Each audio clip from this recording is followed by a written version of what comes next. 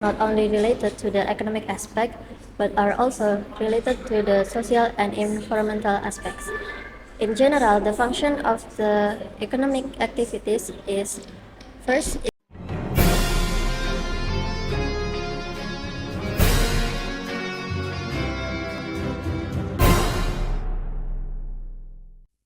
Assalamualaikum warahmatullahi wabarakatuh.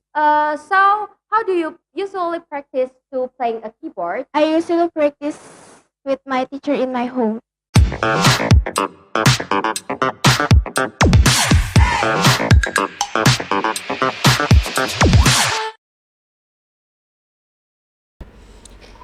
Assalamualaikum warahmatullahi wabarakatuh.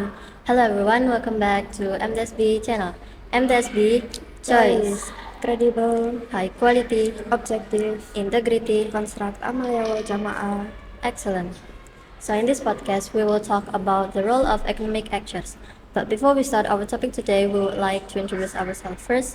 My name is Mahirah Majoris and my friend, My name is Afaf Fahriza Azhar, and we both from class 8.1.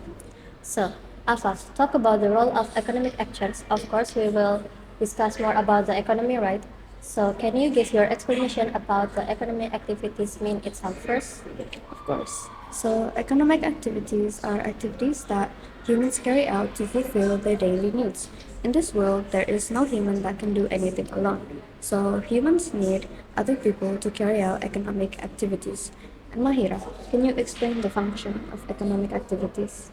Sure. So, the function of the economic activities uh, are not only related to the economic aspect, but are also related to the social and environmental aspects.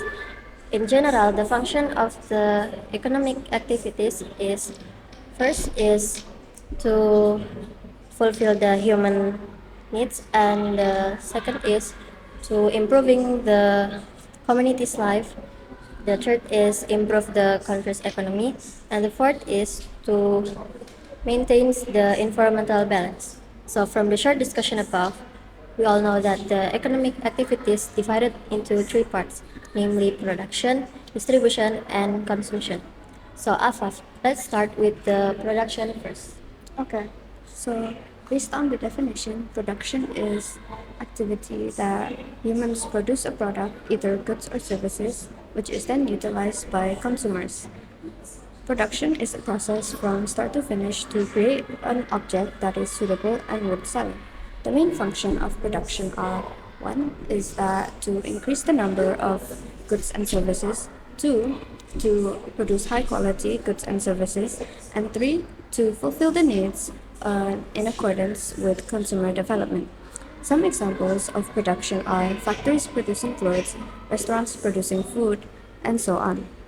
And the next one is distribution. Can you explain about it, Mahira?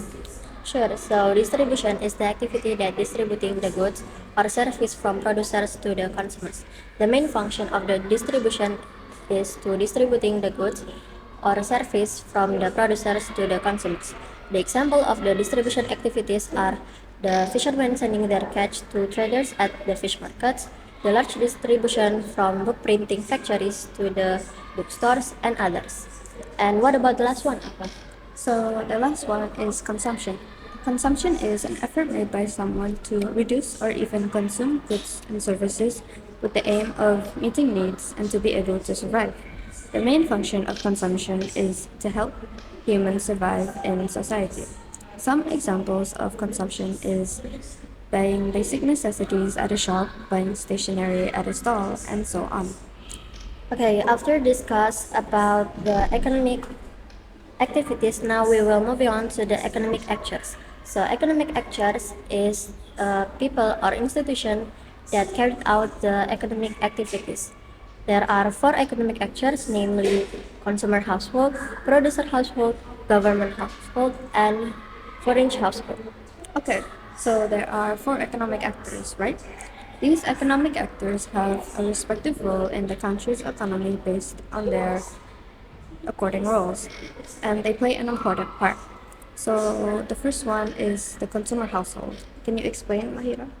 Sure. So consumer household is a group of people that consume goods and service to fulfill their daily needs. The consumer household have two roles, namely as providers and as consumers. So, the consumer household, um, which include the provision of the land, labor, capital, and expertise. When the consumer buy a goods or service from the producer, they obligate to pay for the goods and service that they receive. So, what is the next one? So the next one is the production household. Production household is actors in economic activity that produce products, which are goods and services, to meet consumer needs. Based on ownership, production household can be state-owned or privately owned households. Types of production can be divided into production of goods, changing the nature and shape of an object, and also production services is an offer to the value of people's labor to meet consumer needs. And can you explain about the government household, Mahirah? Sure. So the government household have three important roles. There are as a regulator, the consumers, and as producers. So I will explain more about it. So the first is the government act as a regulator or a regulator in a country's economy. So the economy must be regulated in so that the economy can be run by the human in a fair and an equitable manner. So the second is government act as a consumer.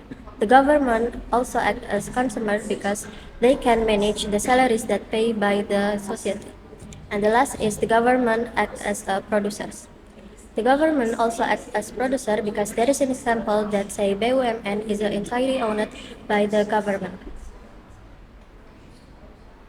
Okay, and the last one is the foreign household, right? Foreign household is individual or institution that carry out import and export activities.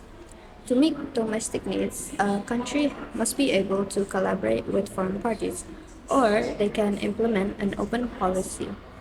This open policy can create open access to export markets as well as access to procuring capital goods and raw industrial material from other countries. Alright, we have discussed everything about our topic today, starting from the economic activities, the role of economic actors, as well as the example and the definition. So I think enough for this podcast. We hope it useful for you who watching this podcast. And also we would like to close this podcast with a thankful to all of you who listen to our podcast. The last we say, wassalamualaikum warahmatullahi wabarakatuh.